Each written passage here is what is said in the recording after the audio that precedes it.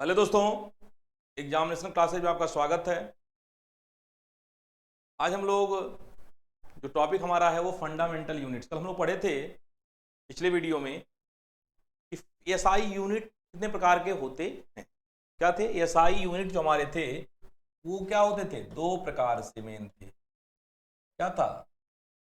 एक SI unit जो हमारे थे वो क्या थे? Fundamental unit, fundamental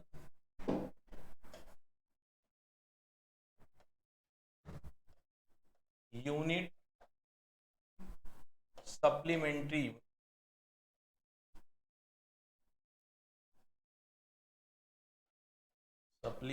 unit.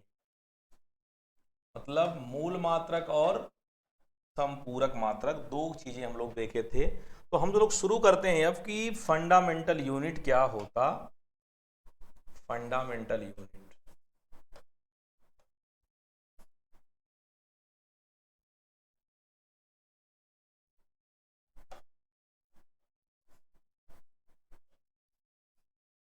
मूल मात्रक,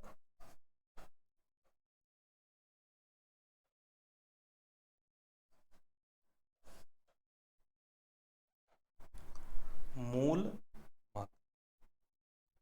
मूल मात्रक वे मात्रक होते हैं जो किसी अन्य पर निर्भर नहीं करते हैं। क्या वे स्वतंत्र होते हैं?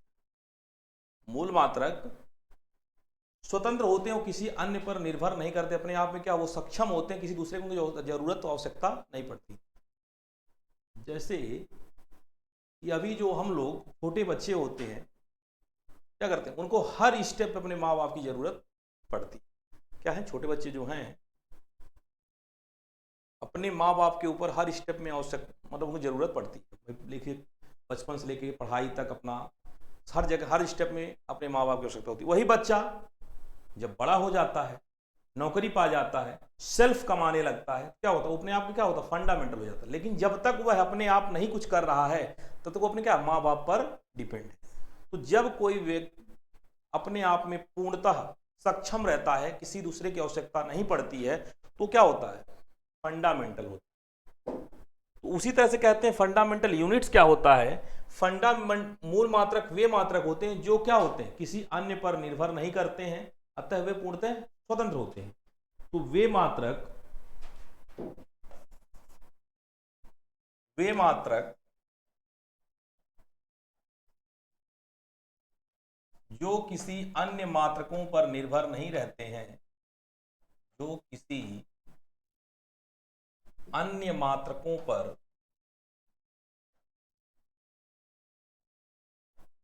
जो किसी अन्य मात्रकों पर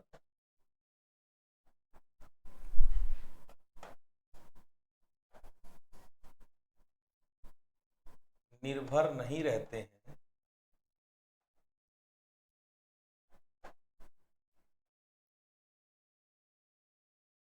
अतः पूर्णतः स्वतंत्र होते हैं। अतः पूर्णतः स्वतंत्र होते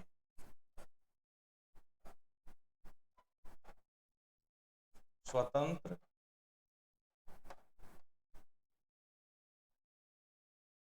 होते हैं, मूल मात्रक कहलाते, मूल मात्रक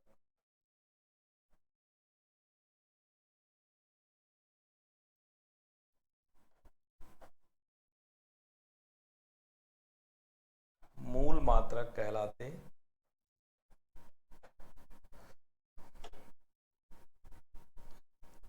तो वे मात्रक जो किसी अन्य मात्रकों पर निर्भर नहीं रहते हैं, अतः पूर्णतः स्वतंत्र होते हैं, मूल मात्रक कहलाते हैं। मूल मात्रकों की संख्या 7 होती है। क्या होती है?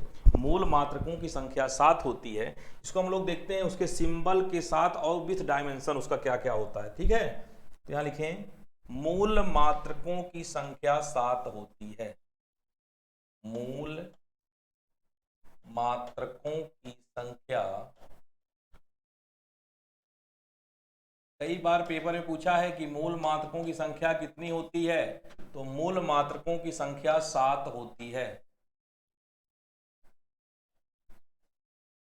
आपको थ्योरी अच्छे से पढ़ते चलेंगे, साथ साथ में आपको प्रैक्टिस सेट भी कराया जाएगा। तो यहाँ से क्या होगा, आपका कंसेप्ट भी क्लियर होता चलेगा कि कैसे पेपर क्वेश्चन एग्जाम में पूछते रहते हैं। तो आपको थ्योरी पढ़ना, साथ साथ में प्रैक्टिस सेट करेंगे तो हमारा सारा कंसेप्ट क्लियर होता चला जाएगा। तो मूल मात्रकों की संख्या कितनी होती है, 7 होती है। अब हम लोग यहाँ से देखते हैं, पहला हमारा क्या होता है, क्वांटिटी। फिजिकल क्वांटिटी देखेंगे पहले, क्या है क्वांटिटी।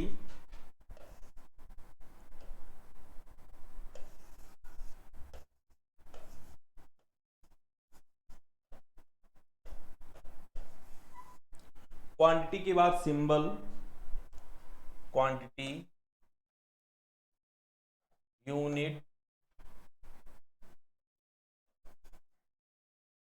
Symbol, dimension.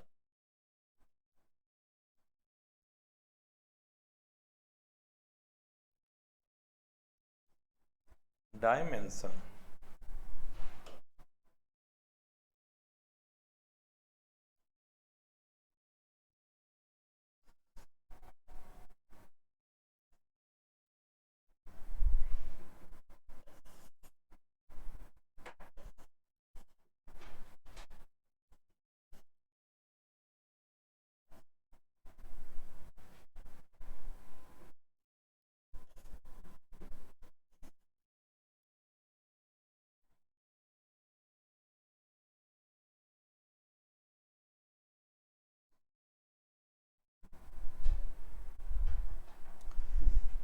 अब हम लोग इसमें देखते हैं पहला हमारा क्या होता है, ज्यादातर फर्स्ट, सेकेंड, थर्ड, 4, 5, 6, 7।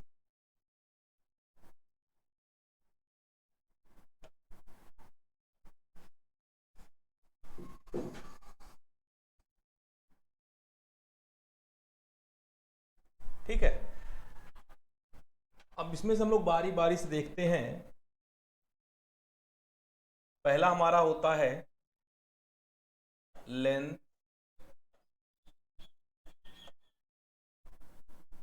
मास, time, temperature,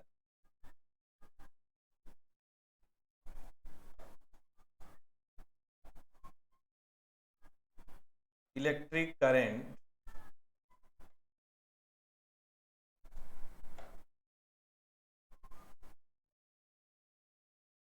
electric current, luminous intensity. क्या होती है, luminous intensity,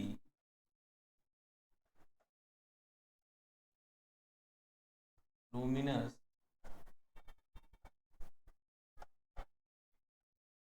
intensity, amount of substance, amount of substance, मतलब लंबाई, द्रव्यमान, समय, ताप, विद्युत धारा, ज्योति तीव्रता, अमाउंट, सबस्टेंस, पदार्थ की मात्रा। ठीक है, अब देखिए हम लोग देखते हैं कि लेंथ को किस में लेते हैं। लेंथ का मात्रक जो होता है वो क्या होता है, मीटर में होता है। क्या होता है, मीटर। का सिंबल होता है। मास किस में लेते हैं, किलोग्राम, किलोग्राम,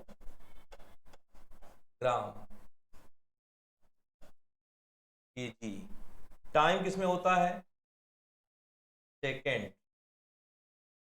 दिखाते किस में इसको, सेकेंड में। Temperature, temperature kelvin,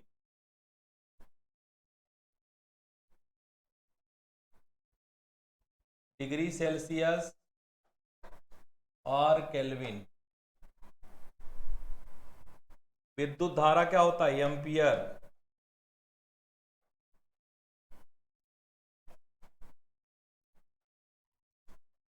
ampere. Luminous candela,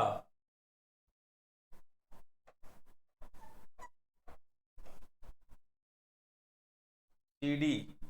पदार्थ की मात्रा, मोल। क्या है ये? मोल। इसको हम दिखाते किसमें? मोल में।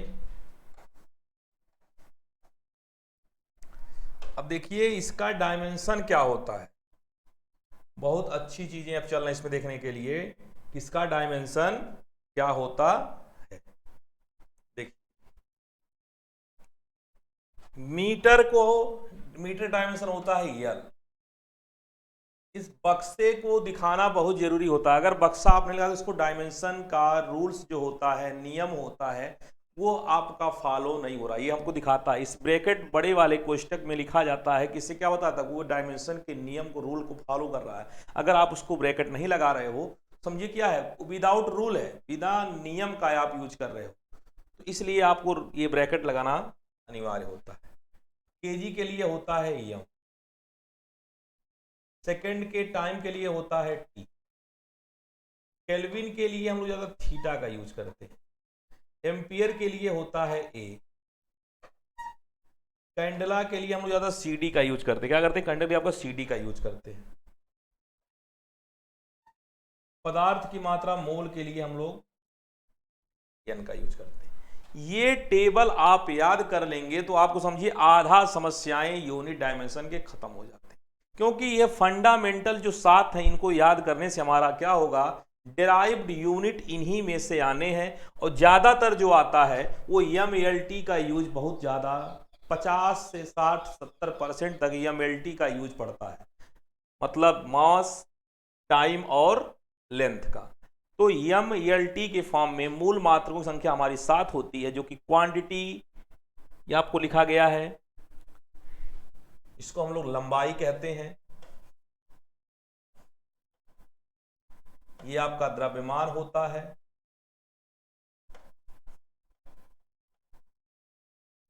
समय होता है। इस तरह से हम लोग मूल मात्रकों के बारे में समझ गए कि मूल मात्रक वे मात्रक होते हैं जिनकी, जो किसी अन्य पर निर्भर नहीं रहते हैं, वे पूर्णतः स्वतंत्र होते हैं। मूल मात्रकों की संख्या 7 होती है। 7 कौन कौन से होते हैं? Length, mass, time, temperature, electric current, luminous intensity और अमाउंट ऑफ सबस्टेंस। मतलब लेंस मतलब लंबाई, लंबाई को मापते हैं मीटर में, सिंबल होता है एम, उसको दिखाते हैं किसमें? यल से। Mass kilogram, kg capital M, symbol उसका होता है डायमेंशन। इस प्रकार से हम लोग सारे टेम्परेचर का kelvin, degree Celsius,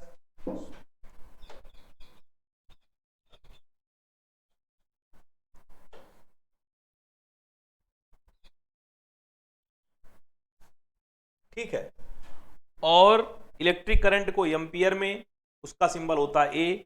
luminous intensity candela CD, उसको सीडी कर दें। अमाउंट सबस्टेंस मोल, इसको हम लोग एन से दिखाते हैं। तो मूल मात्रा संख्या कितनी होती है? 7 होती। अब इसके बाद जो दूसरा हमारा आता है वो होता है डेराइव्ड यूनिट। दो ही सगे भाई हैं, लेकिन इसके द्वारा दूसरा वाला डिपेंडेबल होता है, कि मतलब अगर ये ना होगा तो वो नहीं बन सकता है। अगला देखिए, डेराइव्ड यूनिट।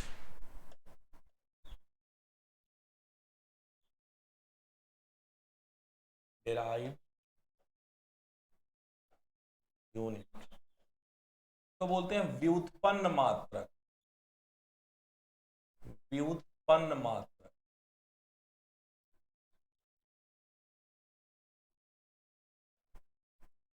व्युत्पन्न मात्रक। चलिए देखते हैं। वे मात्रक जो किसी अन्य पर निर्भर रहते हैं। वे मात्रक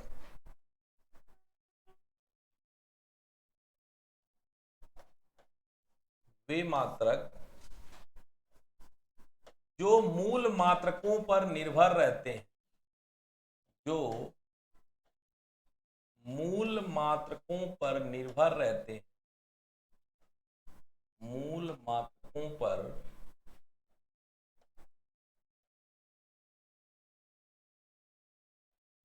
निर्भर रहते हैं, पूर्णतः स्वतंत्र नहीं होते। पूर्णतः स्वतंत्र नहीं होते। पूर्णतः स्वतंत्र, पूर्णतः स्वतंत्र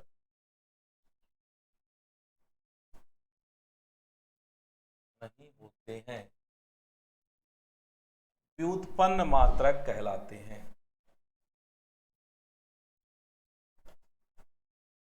व्युत्पन्न मात्रक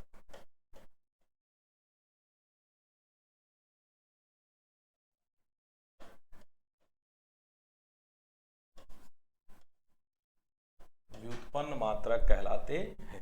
वे मात्रक जो मूल मात्रकों पर निर्भर रहते हैं, पूर्णतः स्वतंत्र नहीं होते हैं, व्युत्पन्न मात्रक कहलाते हैं। अब हम लोग शुरू करते हैं छोटे छोटे से एग्जाम्पल में।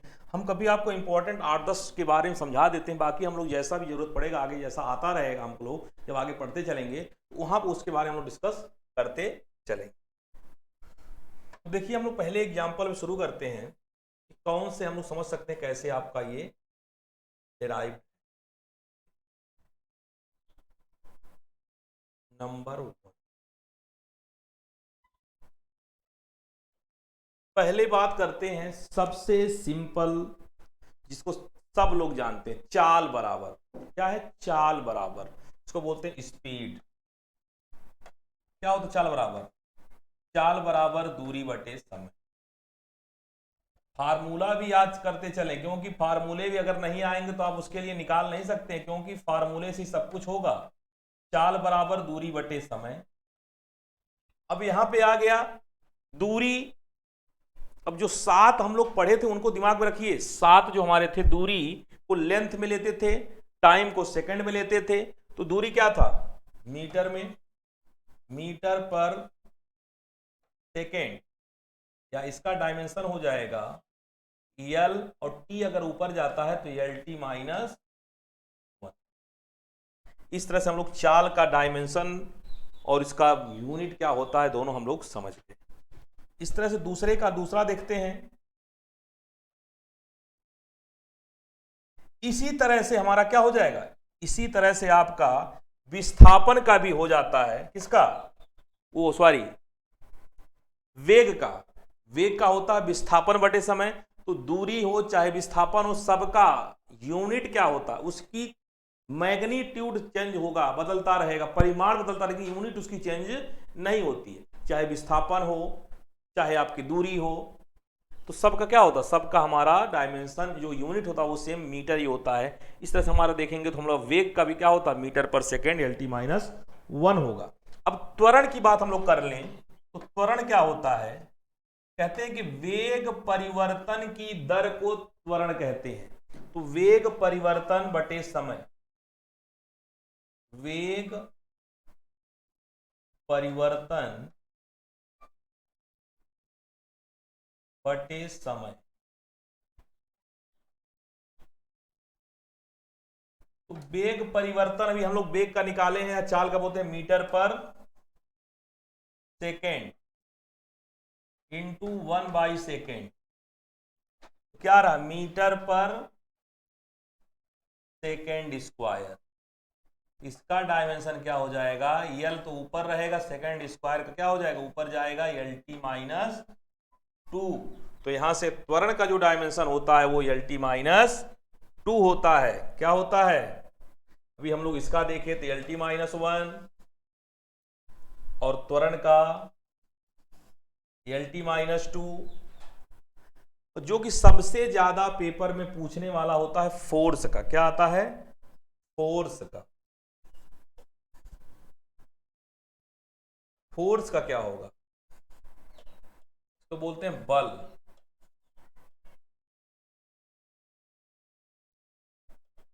बल का जो होता है एफ बराबर एम ए या एम जी होता है, एम इंटू ए। देखो ये क्या है? मास अलग हो गया। मास अपने आप क्या फंडामेंटल यूनिट्स है, और ए क्या है? ये डिराइव्ड यूनिट अभी इसके पहले निकाले ही हैं। तो क्या है? ये जो फोर्स है वो क्या है? मूल मात्रकों पर निर्भर रहते हैं। तो यहां से मास का क्या होता है? किलोग्राम। और इसके पहले बताएं अभी मीटर पर, त्वरण क्या होता है? मीटर पर सेकेंड स्क्वायर, केजी मीटर पर सेकेंड स्क्वायर। क्या हो गया? या इसी का हम लोग क्या बोलते हैं? आर न्यूटन भी इसको कहते हैं। क्या बोलते हैं? आर न्यूटन भी बोलते हैं। तो यहां से कि इसका डायमेंशन क्या हो सकता है? तो एम एल टी माइनस तो फोर्स का डायमेंशन क्या हो गया, एम एल टी माइनस 2। और यहां से एक चीज जानते हैं हम लोग कि 1 न्यूटन बराबर 10⁵ डाइन होता है। ये जानने की बात बहुत इंपॉर्टेंट है, कई बार पेपर में आ चुका है ये कि 1 न्यूटन बराबर कितने डाइन होते हैं, क्योंकि ये जो हमारा है क्या है, ये सीजीएस मात्रक में है, और ये क्या है, ये न्यूटन जो है हमारा क्या है, एसआई मात्रक में है। यहां से दोनों चीजें आप याद रख के चलिएगा। ये सीजीएस में है, सीजीएस सिस्टम में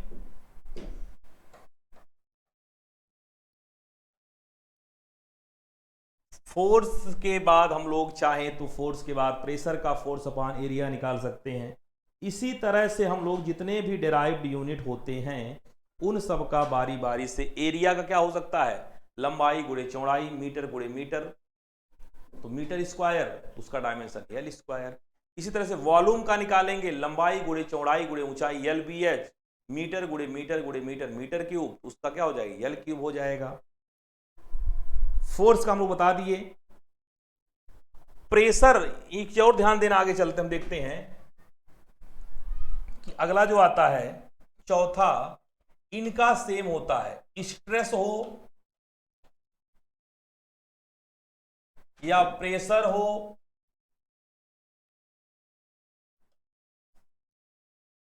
इन दोनों क्या होता है, सेम होता है। P इक्वल क्या होगा, फोर्स अपॉन एरिया। फोर्स से पढ़े न्यूटन पर मीटर स्क्वायर। इसी को एक नाम से और जानते हैं, न्यूटन पर मीटर स्क्वायर क्या कहते हैं, पास्कल भी कहते हैं। क्या कहते हैं, पास्कल। तो जहां बात आए 1 पास्कल बराबर, तो 1 न्यूटन पर मीटर स्क्वायर, 1 न्यूटन पर मीटर स्क्वायर 1 पास्कल बराबर होता है। अब इसकी डायमेंशन की हम बात कर लेते हैं। इसका डायमेंशन क्या हो जाएगा, dimension of P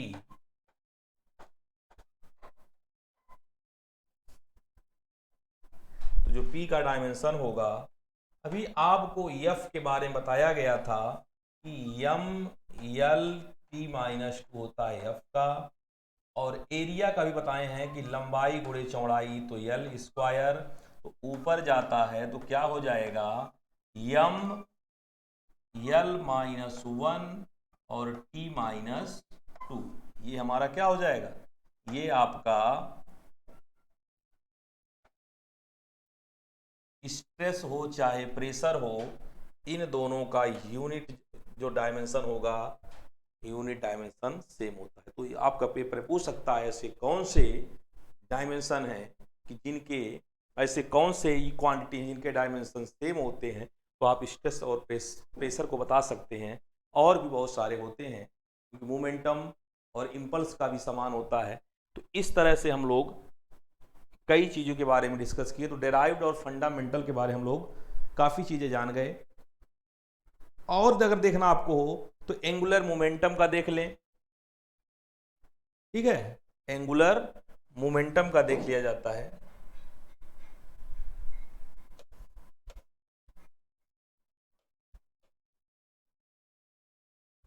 angular momentum,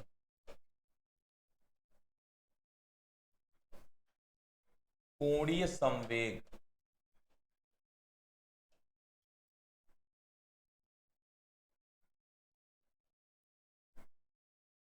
कोणीय संवेग L इक्वल आई ओमेगा, क्या है, L into I omega. I बराबर पढ़े हम लोग, क्या पढ़े, m r square, m r square into क्या होता है, ये ओमेगा क्या होता है, डिस्प्लेसमेंट अपॉन टाइम या radian per second, radian per second. तो एम आर स्क्वायर क्या हो जाएगा, केजी मीटर स्क्वायर इंटू 1/सेकेंड। Kg metre square per second क्या हो जाएगा, केजी मीटर स्क्वायर पर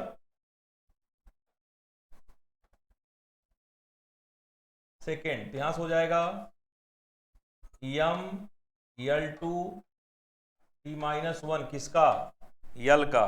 क्या निकल के आ गया, जो हमारा यल का होगा कोणीय संवेग का, वो यूनिट डायमेंशन हो जाएगा। बहुत बार पूछा है, वेरी वेरी इंपॉर्टेंट है आपका ये, कई बार पूछा है, बच्चे गलतियां करते, फार्मूला ही याद भूल जाते हैं आप। तो यल बराबर क्या होता है, आई इंटू ओमेगा, कोणीय संवेग का formula L into I omega होता है, और आई ओमेगा से हम लोग निकाल लेंगे तो यम L2 T- क्या होता है, यम L2 T-1 हमारा होता है एंगुलर मोमेंटम। तो आप लोग kinetic energy, work, surface tension, impulse, momentum, एक चीज डेंसिटी का देख लीजिए। क्या देख लें, डेंसिटी का देख लेते हैं। डेंसिटी, घनत्व का फार्मूला होता है रो बराबर मास अपान वॉल्यूम, द्रव्यमान बटे आयतन। मास का ही बताएं ऊपर किलोग्राम, वॉल्यूम का मीटर क्यूब। इसका क्या हो जाएगा, मास का भी यम दिखाए थे आपको, और वॉल्यूम क्या होता है मीटर क्यूब का यल क्यूब, तो हो जाएगा यम L -3, यम L -3 इसका डायमेंशन हो गया, इसका यूनिट हो गया। तो आपको हम लोग आज फंडामेंटल यूनिट्स और डेराइव यूनिट, एसआई यूनिट के दो प्रकार थे, fundamental unit, supplementary unit. Fundamental units हम लोग देखे, फंडामेंटल और डेराइव दो भाई होते, तो दोनों भाई के बारे में हम लोग डिस्कस किए। फंडामेंटल क्या होते, किसी के ऊपर निर्भर नहीं रहते हैं, वे स्वतंत्र होते हैं। तो उनके मूल मात्रों की संख्या 7 होती थी, 7 के बारे में बता दिया, उसका यूनिट डायमेंशन के बारे में बता दिया गया। और 7 के बाद जब हम लोग अगला देखे हैं डेराइव्ड यूनिट, वो मूल मात्रक निर्भर होते हैं, पूर्णतः स्वतंत्र नहीं होते हैं। उन्हीं के द्वारा ही हमारा क्या डेराइव्ड यूनिट के जो फार्मूले सूत्र आपको दिखाए गए हैं, फार्मूले के साथ उसका फार्मूला बताया गया, उसके यूनिट बताए गए, उसके डायमेंशन बताए गए। और किसी को इसमें अगर कोई दिक्कत होती है, किसी चीज़ कोई और उनको पूछना होता है, तो कमेंट बॉक्स में उसका आप कमेंट बॉक्स में अपना मैसेज कर सकते हैं, और जो भी समस्या है उसको पूछ सकते हैं। आशा करता हूं कि आपको ये वीडियो बहुत पसंद आया होगा और बहुत मज़ेदार है। तो आप लोग सेशन में जुड़ते रहेंगे और अपने दोस्तों में शेयर भी करते रहें और लाइक भी करते रहें।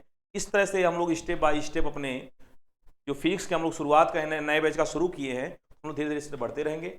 आज के लिए इतना ही रहेगा। Okay, thank you class.